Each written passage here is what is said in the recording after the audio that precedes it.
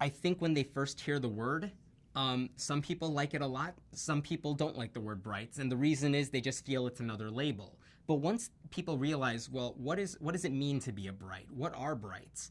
Once they figure that out, they're pretty drawn to it. They like that word. They like what it stands for.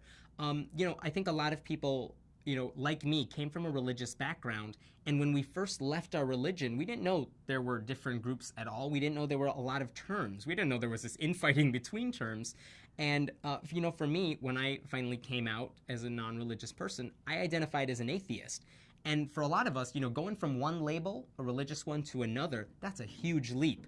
But now to go from like being an atheist, say, to being a bright, that's a whole nother leap, and a lot of people aren't ready to do that. So even though they might associate a lot with that term bright, they may not be ready to jump to it. But I really haven't met anyone or spoken to anyone or heard from anyone via email that doesn't like what the Brights stand for. They disagree with what the Brights movement stands for. It's just a matter of, actually using that term, and that's what people are ambivalent about. It's not about what the Brights stand for, though. They like that.